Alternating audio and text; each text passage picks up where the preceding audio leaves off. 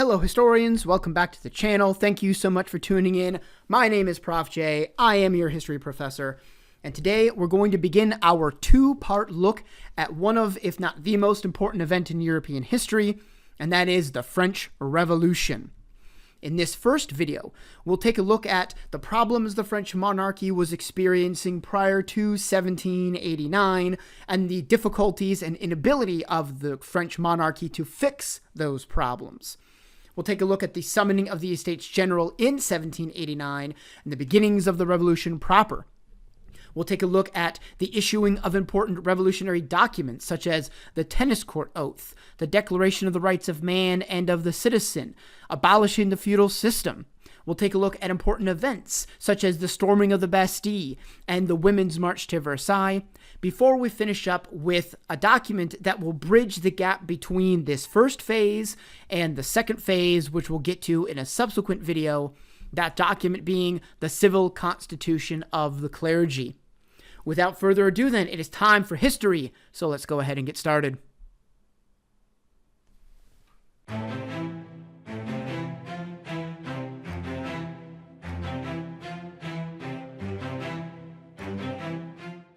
Hello historians, welcome to the first part of our look at the French Revolution. Many historians separate the revolution into two distinct phases, the earlier liberal phase and the later radical phase.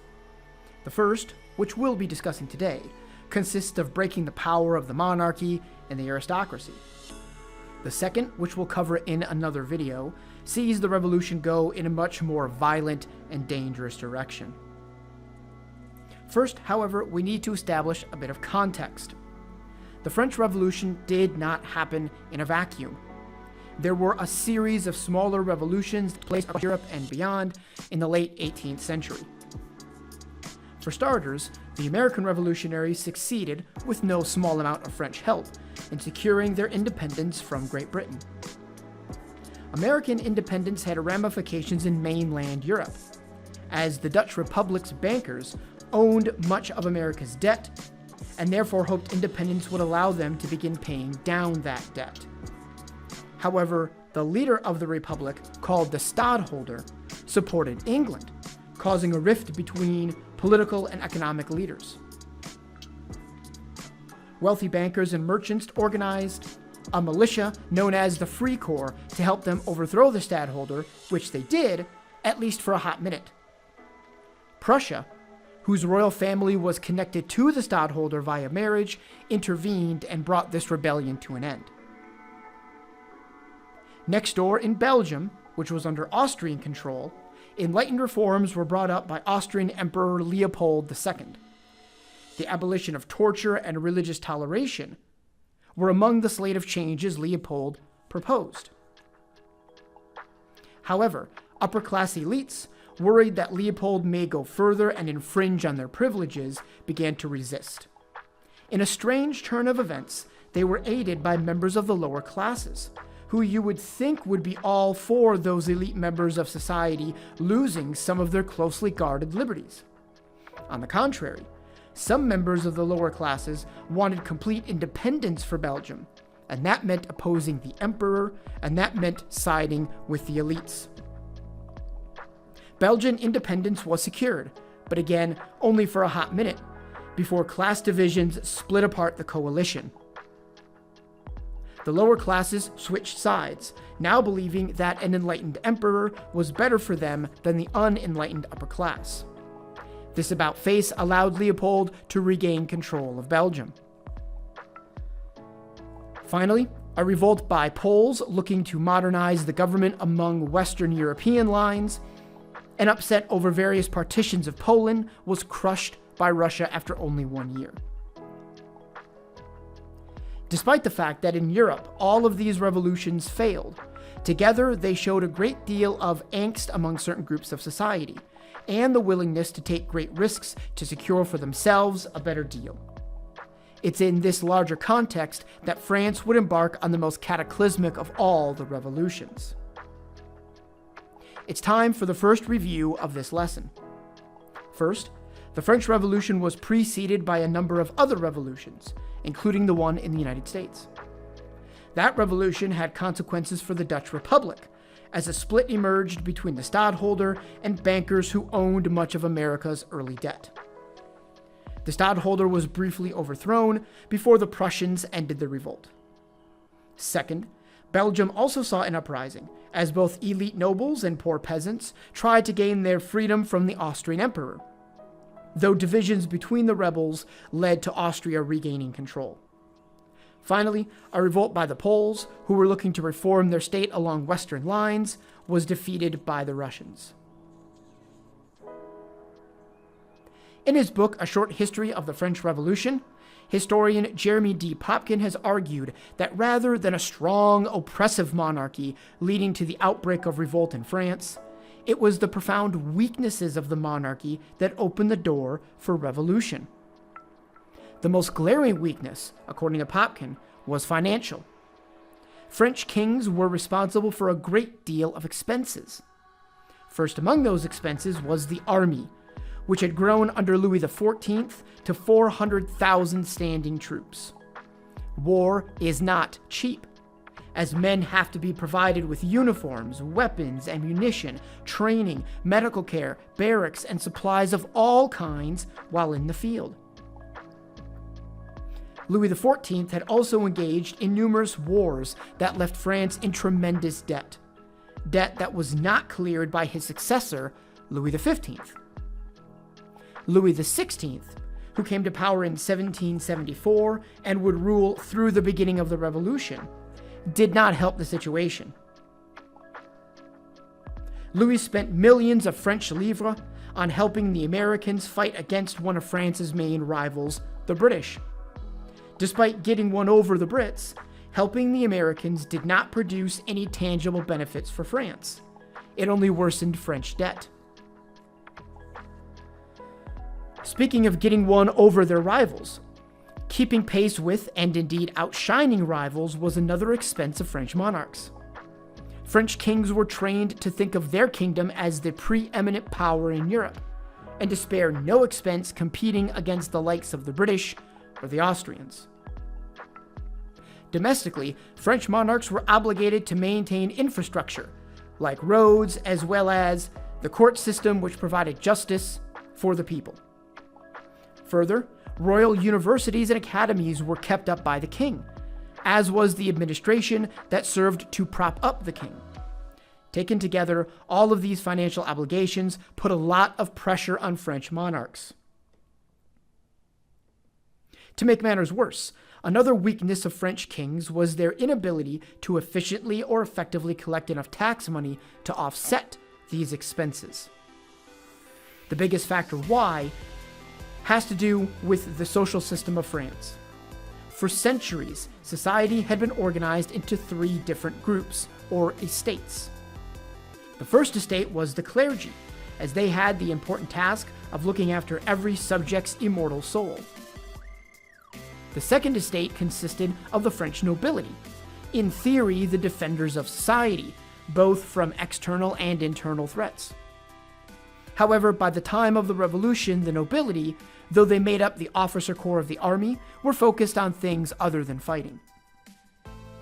Finally was the third estate, which included everyone not in the first two estates.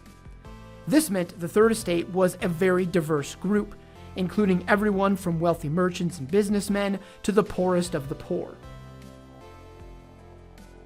Power, political, economic, and social, in this arrangement was concentrated in the hands of the first two estates, which together made up roughly 3 to 5% of the total population of 28 million people. The first two classes held certain privileges that the vast majority of the French population did not hold. For our discussion, the most important privilege was exemption from paying most, and in some cases, all taxes. In other words, those with the greatest ability to contribute to the funds that kept the nation afloat simply didn't do so. Noble and church exemptions from taxation meant the membership of the Third Estate had to shoulder the nation's financial burden. You may be thinking, but wait, couldn't the king, as an absolute ruler, simply order the nobles and church to pay taxes? No, he could not. In France, many privileges of the upper classes were enshrined by custom and tradition, if not actually codified in law. Nobles defended their privileges tooth and nail, and since courts were normally overseen by aristocrats, they would usually rule in favor of the privileged estates against royal attempts to reform the system. If the king tried to push his luck, he could witness a full-scale revolt of some wealthy and very powerful people.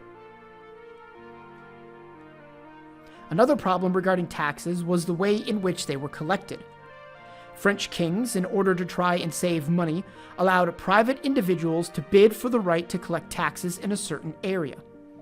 These folks, known as tax farmers, would competitively, and likely in some cases not so competitively, bid for a contract giving them the power, backed by the monarchy, to collect taxes in a given region. The contract usually included a set amount of money the king expected to get, and as long as the tax farmer provided the king that amount by a set date, all was good. This system was ripe for abuse, though. Tax farmers often had no qualms about squeezing every last cent they could from the people and pocketing the excess revenue once they reached what the king expected from them. This corruption, and the blind eye kings turned to it, infuriated many ordinary French people, who clearly saw that they were being pushed for more while their, quote, social superiors paid little to nothing at all. One of the problems with a monarchical form of government is that much depends on the person of the monarch. Strong, confident, assertive monarchs could rule successfully, maintain peace, and build a strong state over the course of decades. Unfortunately for France, Louis XVI was not strong, confident, or assertive.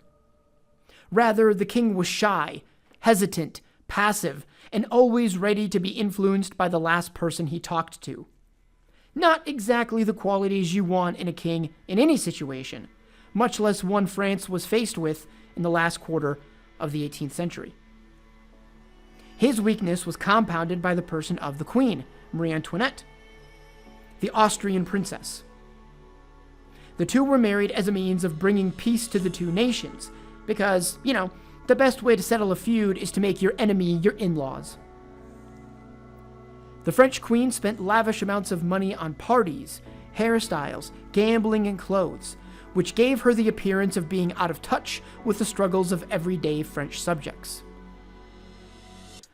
Further, her and Louis did not conceive their first child until 7 years into their marriage, which, despite being Louis's fault, led to vicious rumors of the queen's loose living. Pornographic pamphlets depicted Marie Antoinette as a harlot who was openly and repeatedly cuckolding the king, which only lessened respect for the monarchy as an institution and opened the door to more serious criticism. It's time for another review. First, French kings had a number of expensive responsibilities, including maintaining the army, various royal academies, and France's standing in relation to its main European rivals.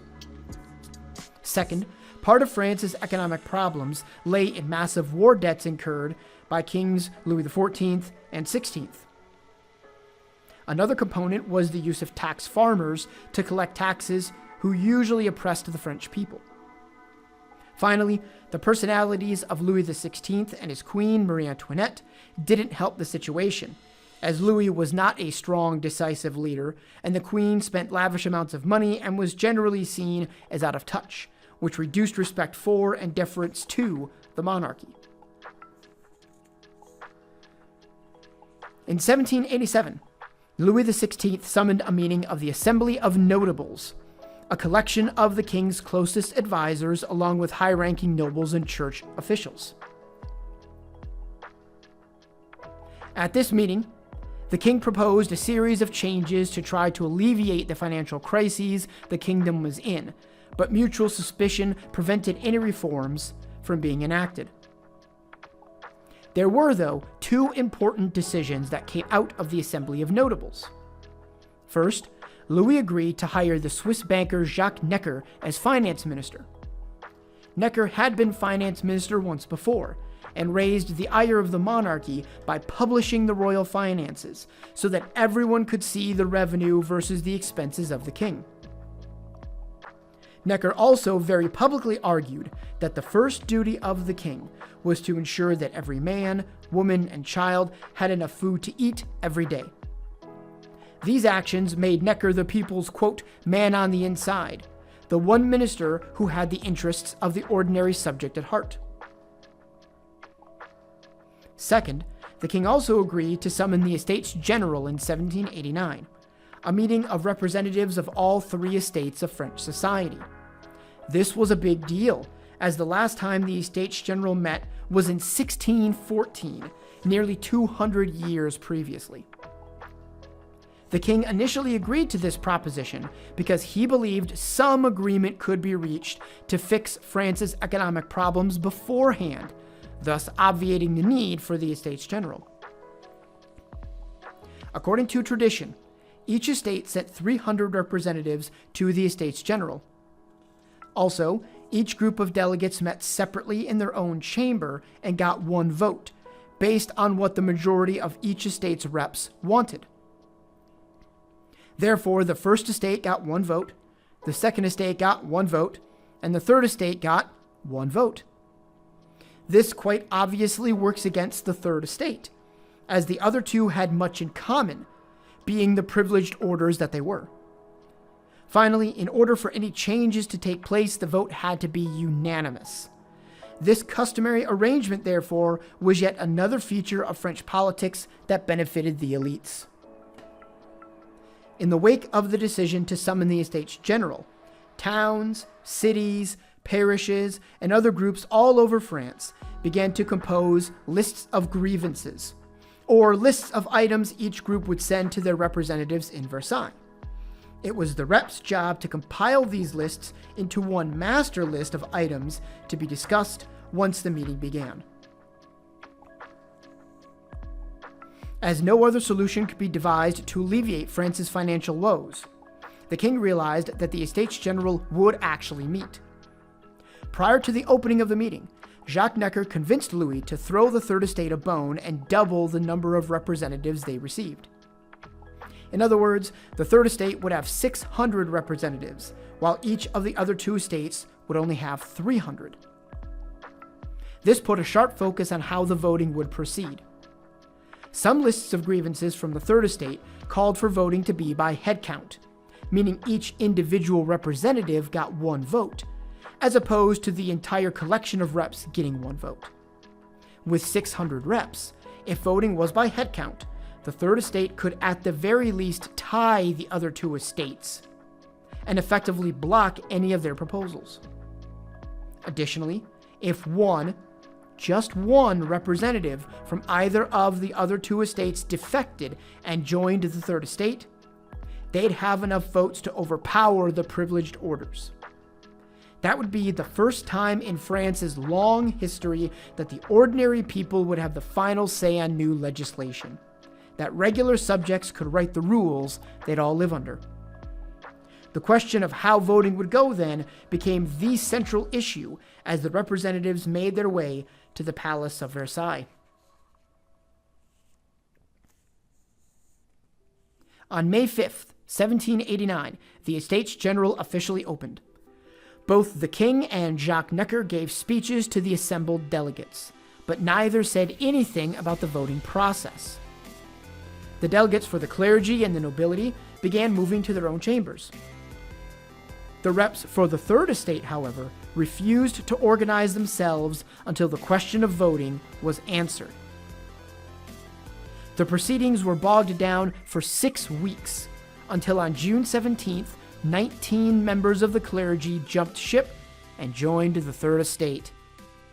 Now they had 619 votes versus the 581 for the nobles and clergy combined, enough to pass measures they wanted should the vote be by head count. Let's pause here for another review. First, the Assembly of Notables, summoned by King Louis XVI, was unable to solve the many problems France was plagued by. The only real outcomes of this attempt to make reforms was the hiring of Jacques Necker as finance minister and an agreement to summon the Estates General. Second, according to tradition, each of France's estates got the same number of representatives to the Estates General, each of which met separately, and decisions had to have unanimous support. After agreeing to double the number of reps the Third Estate had, the question of how voting would take place became incredibly important. Finally, after bogging down the proceedings of the Estates General for over a month, the Third Estate reps were joined by 19 members of the clergy. The delegates didn't wait for the king to make a decision on voting, though. They immediately issued a declaration, calling themselves the National Assembly, and asserting their right to make laws for France, as they represented nearly the entire population. They stridently asserted that the other reps that had not joined their ranks could not stop them, nor exercise power independently of the National Assembly. Even more shockingly, they also claimed the king could not veto any of their measures. It was a phenomenal moment in a year filled with phenomenal moments. 3 days later, the delegates of the National Assembly found that the doors to their meeting hall were locked and that armed guards filled the palace. Concerned about the measures the king may be taking to stop them, they went to the only other place large enough to hold all of them, the old tennis courts.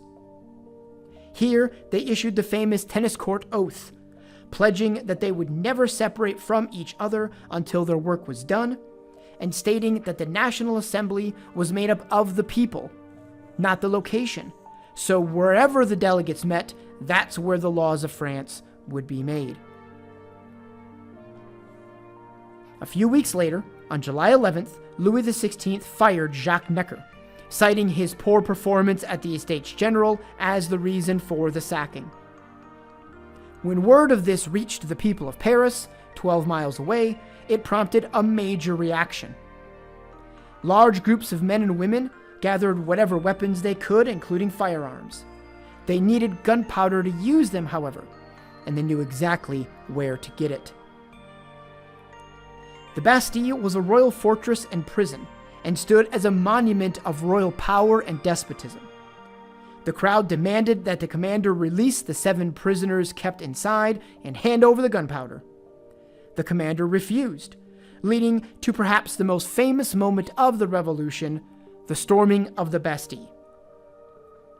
The guards could not hold back the crowd, who gained entry to the fortress, freed the prisoners, took the gunpowder, and proceeded to tear the entire building down brick by brick. They also dragged the commander through the streets, killed him, and started a revolutionary tradition by cutting off his head, parading it around town on the end of a pike. As all of this was happening, members of the crowd, along with others watching the scene, began to form groups of unofficial militia that took the name National Guard.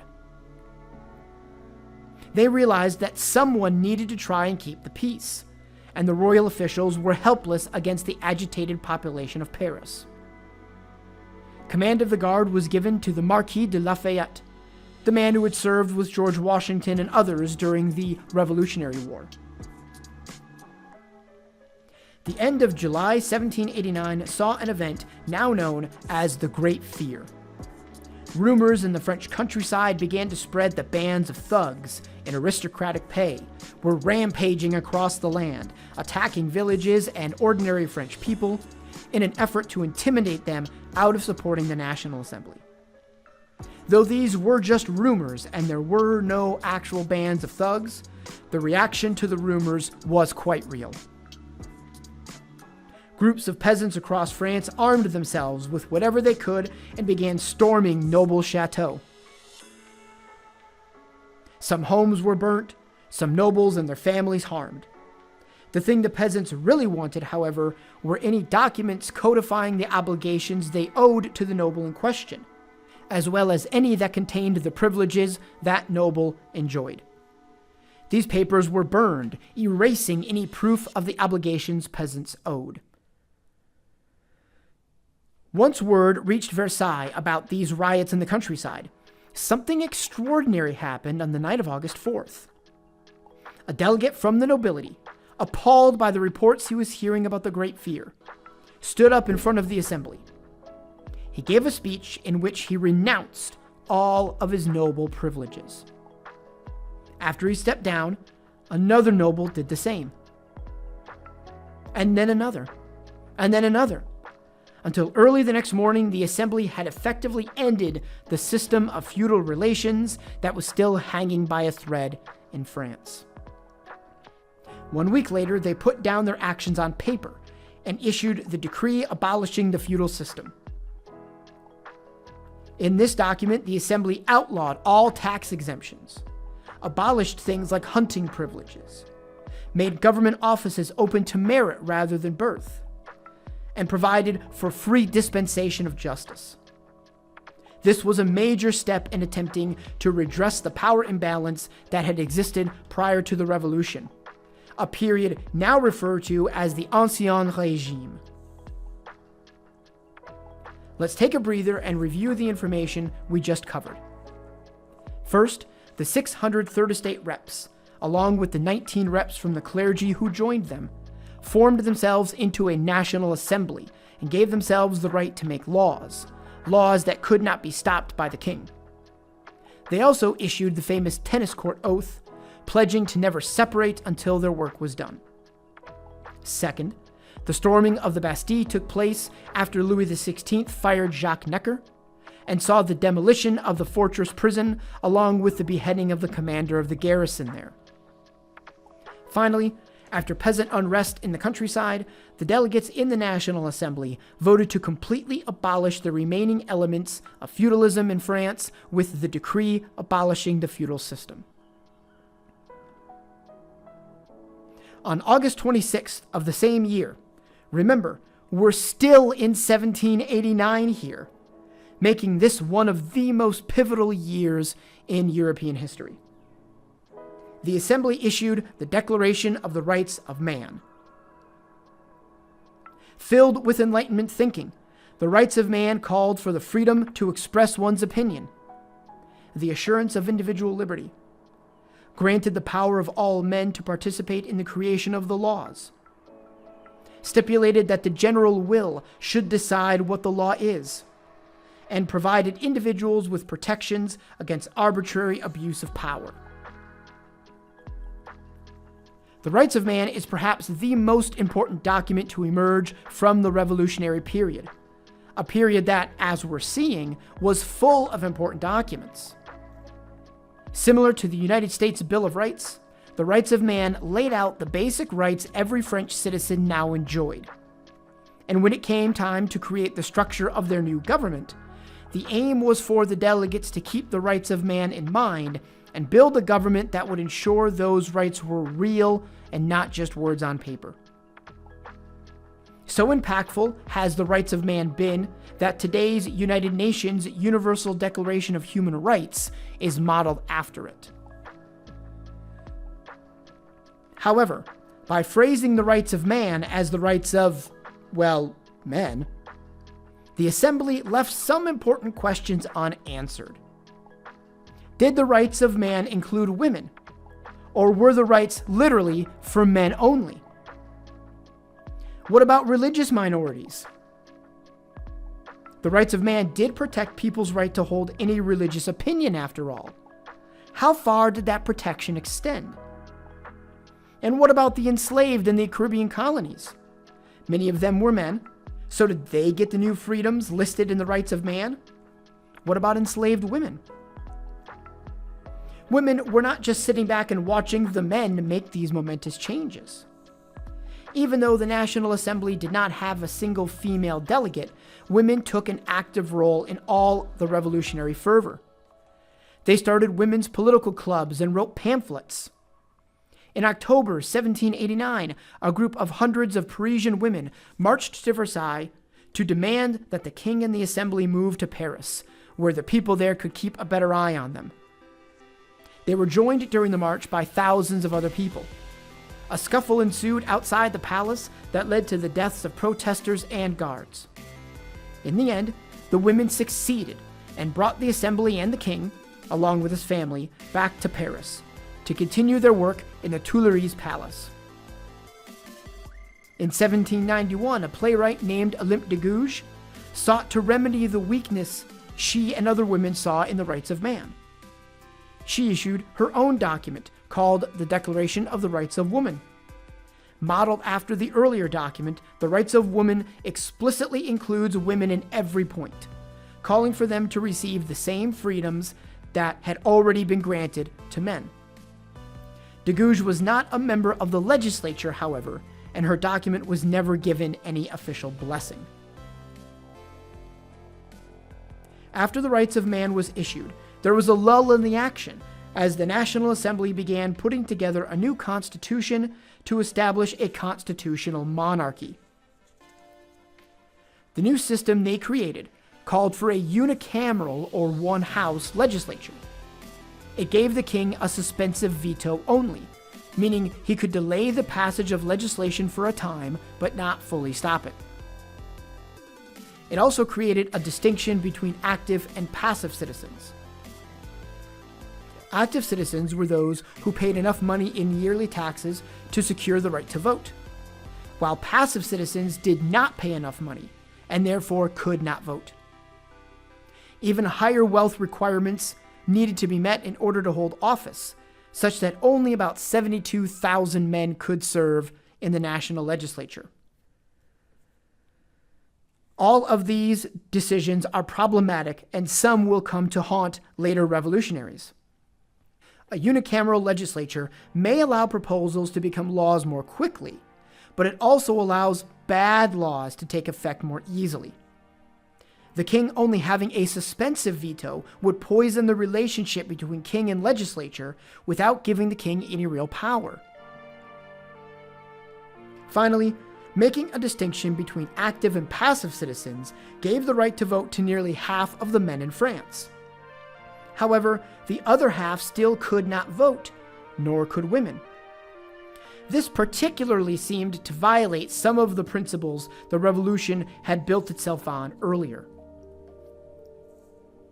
In addition to the problems the constitutional setup would create, the National Assembly ran into resistance for the first time with the passage of the Civil Constitution of the Clergy, which from here on out I'll refer to as the CCC.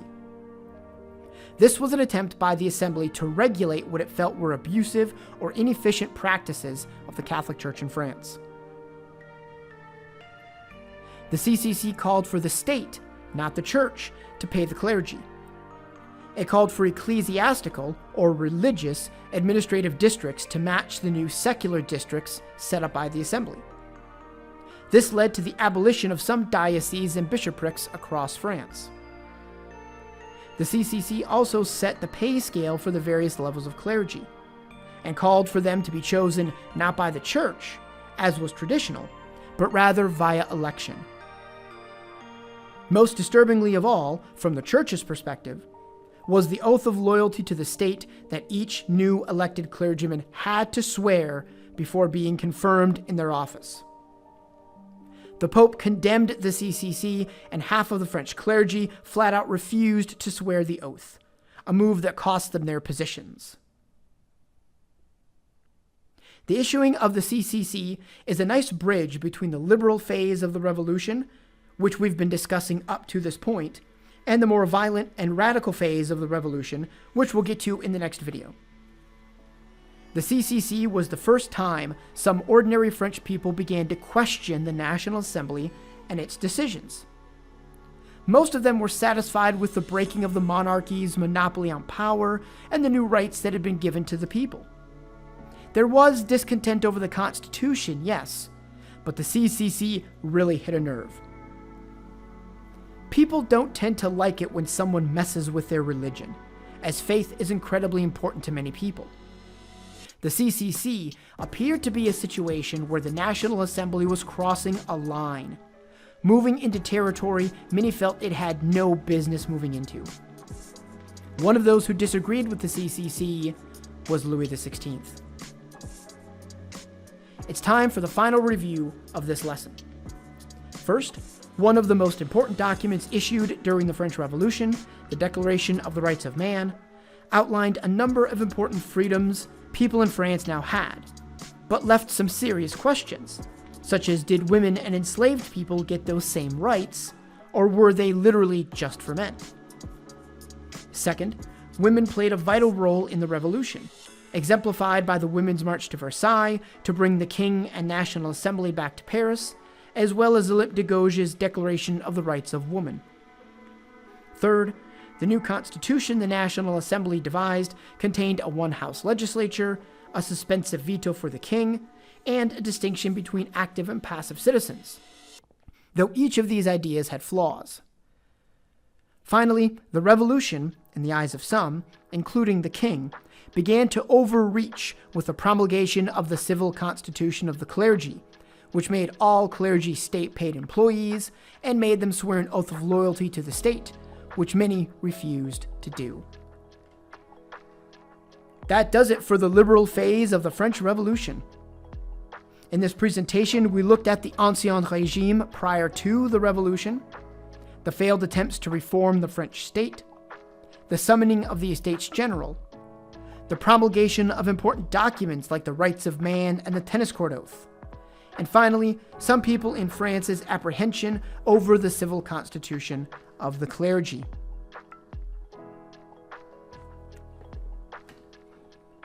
If you'd like to know more information about the material covered in this presentation, here's a list of books you can check out to get started. If you have any questions about this presentation and are a student in my class, please don't hesitate to send me an email. If you aren't a student of mine, feel free to leave a comment below. Though, be sure to be respectful in your commentary and not engage in pointless shovel fights with other commentators. Thank you so much for watching, everyone, and I hope to see you all again in the next video.